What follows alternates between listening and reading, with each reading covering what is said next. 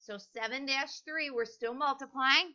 But today we're going to be multiplying mixed numbers. So I want you to shade in to see it and flip to your 7-3 note.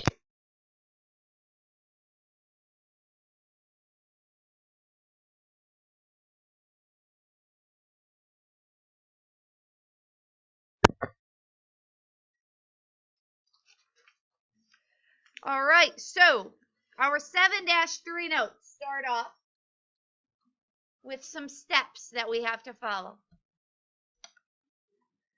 We still have 3 steps that we need to follow. With multiplying mixed numbers, it's very similar to the multiplying fraction that we did yesterday. We have to add in one step. The very first step is to change the mixed numbers.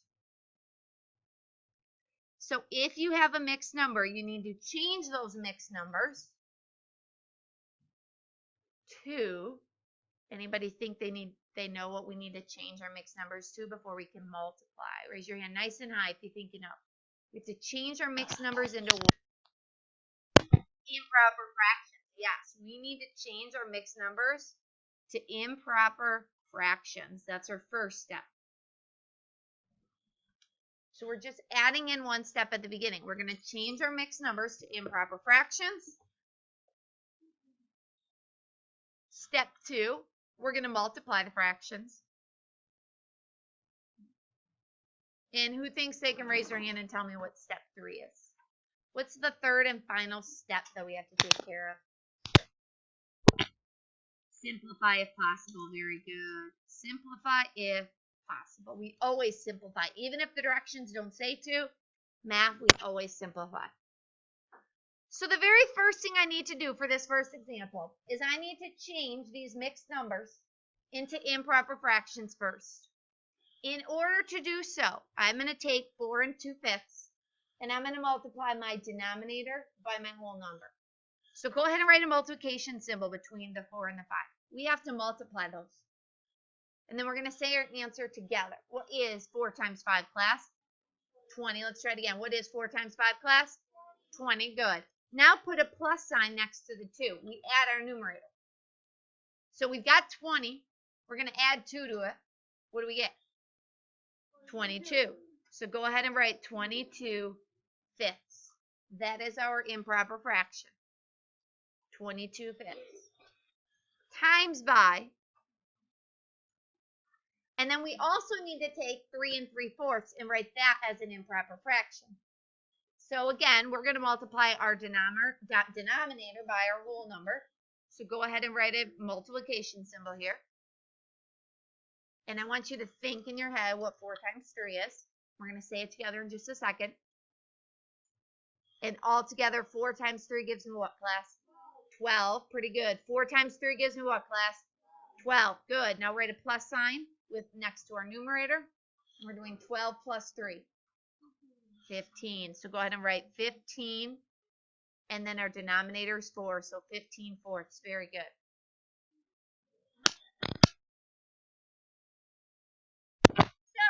We have just done step 1. We've changed both of our mixed numbers to improper fractions. Yes, sir.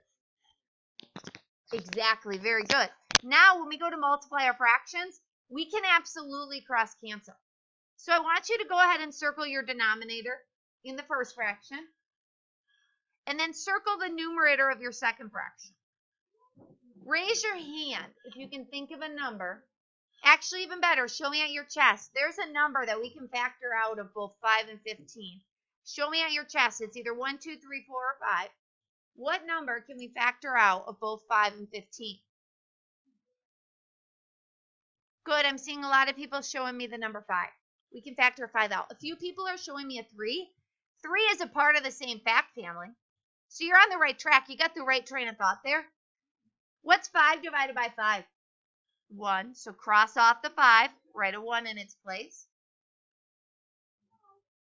And what's 15 divided by 5? 3. So cross off the 15 and write a 3 in its place. Now I want you to draw an arrow pointing to the 22. And draw an arrow pointing to the 4. And show me at your chest a number that you can factor out of both 22 and 4. Show me at your chest. You don't need to say it. Nobody should be talking. You're showing me at your chest what number can you factor out. Good. I'm seeing lots of 2s. Go ahead and cross off the 22. What's 22 divided by 2? 11. Go ahead and cross off your 4. What's 4 divided by 2? 2. And now we have to multiply.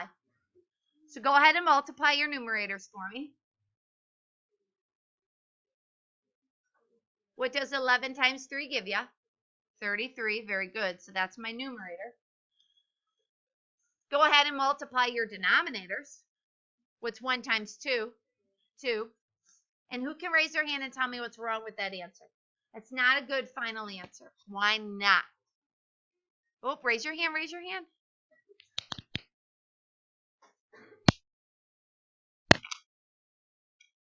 Very good. I love that vocab. The numerator is bigger than the denominator. This is an improper fraction. How many whole number times can 2 go into 33?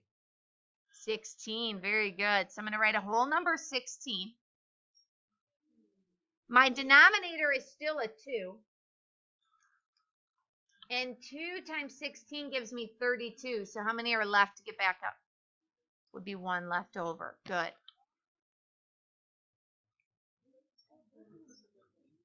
All right, one more that we need to finish today. Go ahead and take 7.5, and I want you to write that as an improper fraction. That's your first step. So take 7.5, guys, don't point fingers. Who's ever humming needs to stop. The rest of you guys need to focus.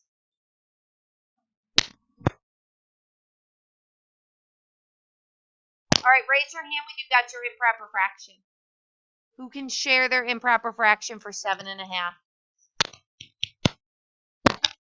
15 over 2. Very good. 2 times 7 is 14. Plus 1 more is 15 halves. Who can raise their hand and help me with this one? How can I write 5 3/10 as an improper fraction? Go ahead. Very good. 53, and then our denominator is 10. Excellent. 53 tenths. All right, we want to cross cancel. Go ahead and circle the denominator of your first fraction. You should be circling the 2. And then circle the numerator of your second fraction. And you should be circling the 53. Raise your hand if you can think of a number that we can factor out of both 2 and 53. 1, right? So is that going to help us at all? Nope. All right, draw an arrow to the numerator of your first fraction. And draw an arrow to the denominator of your second fraction. Raise your hand if you can think of a number that we can factor out of 15 and 10. So now we're looking at the 15 and the 10. Raise your hand if you can think of a number that 15 and 10 are both divisible by. 5. Go ahead and cross off the 15. What's 15 divided by 5?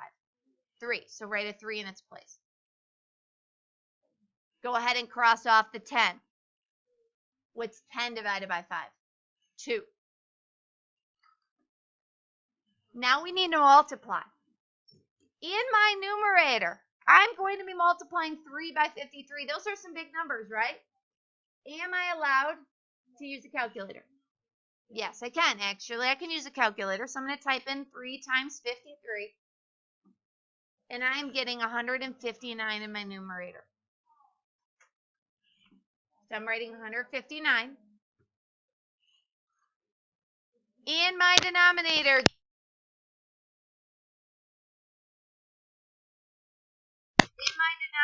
what does 2 times 2 give me?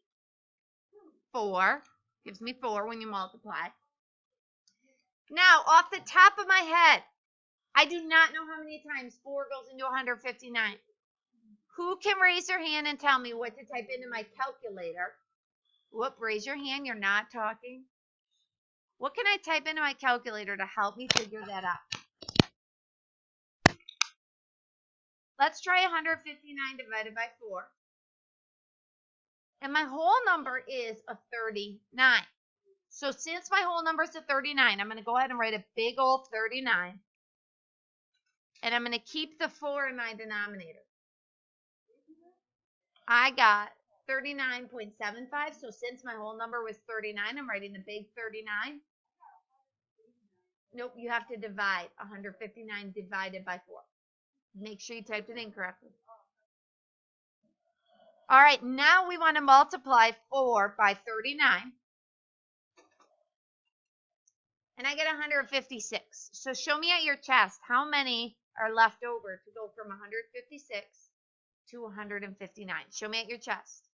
How many are left over for my numerator to go from 156 to 159? Show me at your chest.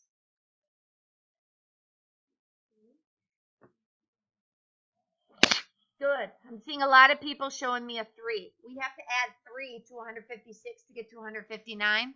So there are 3 left over.